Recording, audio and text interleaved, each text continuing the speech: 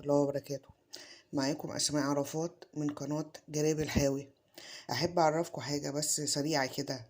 ده رز اتبقى من خلطة المحشي، يعني كنت عاملاه رز علشان أحشي بيه المحشي، فده الرز اللي اتبقى.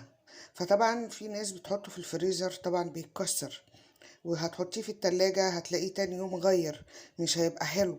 فالفكرة دي أنا عملتها قبل كده أكتر من مرة، وكانت في منتهى الروعة، فحبيت أشارككم بيها. يعني ان انتي دلوقتي اي شوية رز هيتبقوا انتي مش هتشيليهم، لا، هتيجي على وش الحلة كده بعد ما رصيتي البتنجان والكوسة والفلفل اهو على الوش زي ما انتوا شايفين، رحت حاطة كل الرز اللي اتبقى على الوش، وهسقيه بنفس الطريقة العادية جدا اللي انا بسقي بيها المحشي، ولا هزود شوربة ولا هقلل، نفس الطريقة.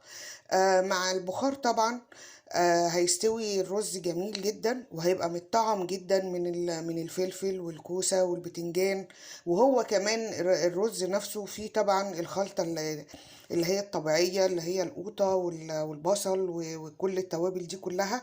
الرز نفسه هيطعم لك المحشي. وبعد ما بيستوي خلاص انت كده كده بتنشلي الحاجات بتاعتك مثلا من الحلة. بعد ما بتستوي طبعا اكيد بتطلعي في طبق لوحده. بتحطي طبعا البتنجان والكوسه والفلفل، وتمام. هيتبقى لك بقى الرز الجميل ده في الاخر بقى، تحطيه بقى في طبق لوحده وتاكلوه بقى بالهنا والشفا انتوا كل اللي يحبوا. ان شاء الله اتمنى الفيديو يعجبكم، واتمنى ان انا اكون قدرت افيدكم. سلام.